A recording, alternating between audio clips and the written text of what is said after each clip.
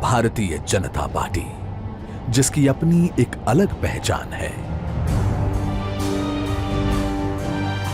ये केवल एक राजनीतिक दल नहीं, एक आंदोलन है। विचारधारा जिसका प्राण है, जिसके सिद्धांतों में निष्ठा है, जो भारतीय संस्कृति के गौरवशाली अतीत से प्रेरणा लेते हुए मां भारती को परम वैभव की ओर ले जाने को संकल्पबद्ध है।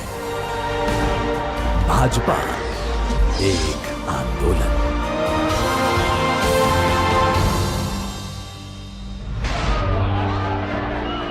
भाजपा की गाथा संघर्षों से गढ़ी हुई गाथा है।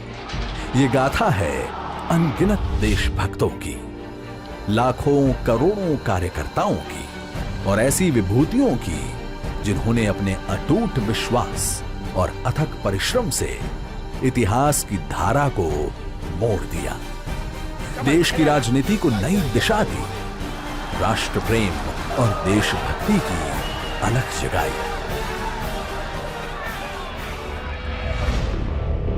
स्वतंत्रता के पश्चात जब नेहरू लियाकत पैक्ट पर हस्ताक्षर हुए, तब तत्कालीन प्रधानमंत्री नेहरू ने पाकिस्तान में रह गए हिंदुओं की जिम्मेदारी से मुंह मोड़ दिया।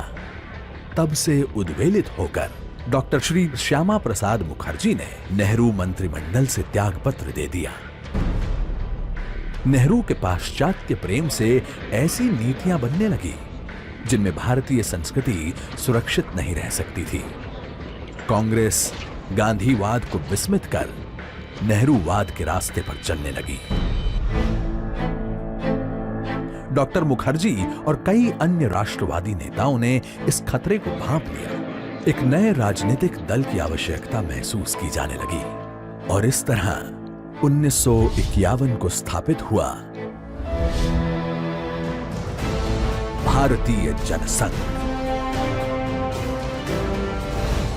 जनसंघ की ओर से मार्च 1953 में कश्मीर के पूर्ण विलय के लिए दिल्ली में सत्याग्रह आरंभ किया गया। डॉक्टर श्री श्यामा प्रसाद मुखर्जी ने तय किया कि वो बिना परमिट के कश्मीर में प्रवेश करेंगे। उन्होंने सिंह गर्जना करते हुए कहा था कि एक देश में दो विधान, दो निशान और दो प्रधान नहीं चलेगा।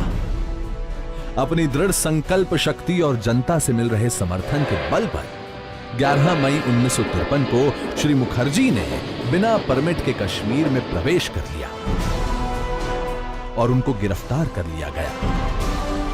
23 जून 1953 को संदेहास्पद स्थितियों में वे शहीद हो गए।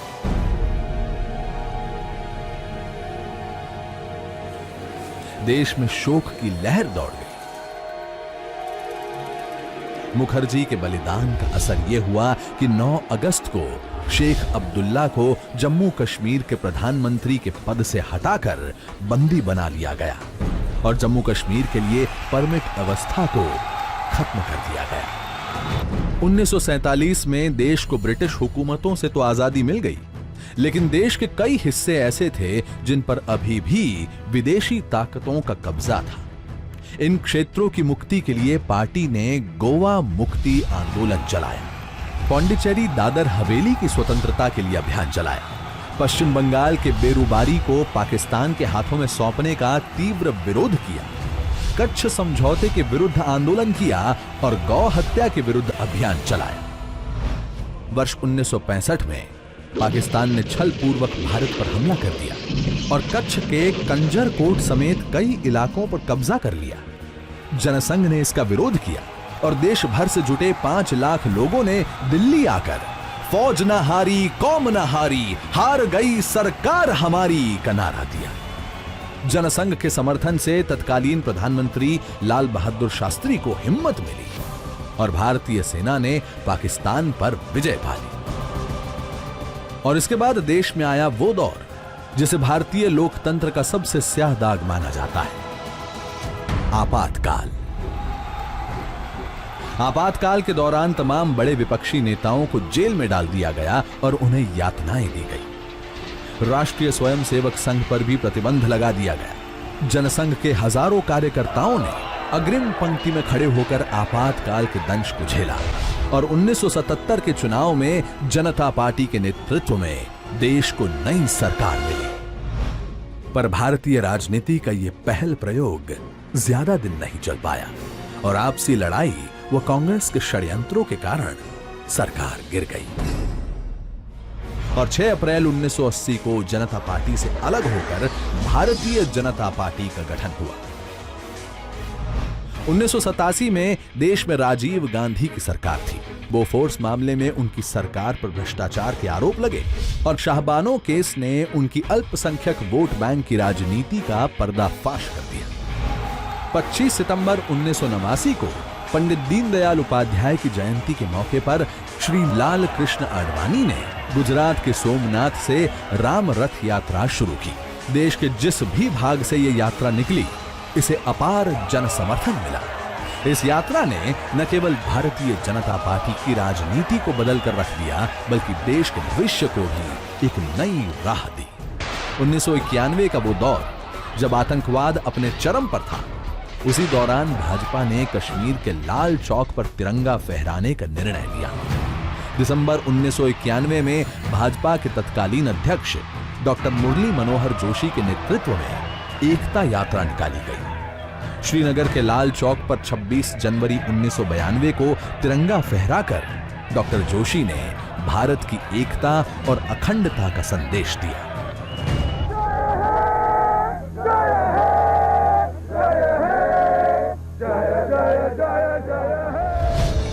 वर्ष 1996, 1998 और 1999 में 3 लोकसभा चुनाव हुए, जिसमें भाजपा सबसे बड़ी पार्टी बनकर उभरी और श्री अटल बिहारी वाजपेयी ने देश को सफल नेतृत्व दिया। इसके बाद भाजपा को विपक्ष में बैठने का निर्णय मिला और भाजपा ने यहां भी एक सजग और जनता की आवाज उठाने वाले सशक्त विपक्ष की भूमिका निभाई। आज केंद्र और अनेक राज्यों में भाजपा और इसके गठबंधन की सरकारें अंत्योदय एवं एकात्म मानववाद के आधार पर जन कल्याण के कार्य कर रही है। आज भाजपा विश्व की सबसे बड़ी पार्टी है। इस पार्टी को लाखों करोड़ों कार्यकर्ताओं ने सींचा है और आज भी इसके समर्पित कार्यकर्ता नेपथ्य में रहकर मां भारती की सेवा कर रहे हैं। भाजपा का लगातार हो रहा देश में विस्तार इस बात का प्रतीक है कि लोगों की आस्था और विश्वास पार्टी नेतृत्व में बढ़ रहा है।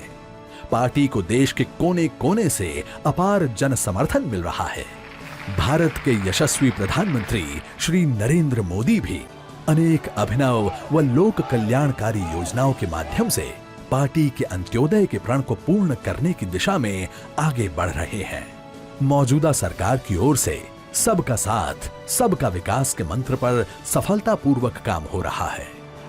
देश की जनता से पार्टी को मिल रहा अपार जन समर्थन भी एक तरह का आंदोलन ही है। एक ऐसा आंदोलन जिसमें पार्टी का प्रत्येक कार्यकर्ता न्यू इंडिया के स्वप्न को पूरा करने के लिए संकल्पबद्ध है।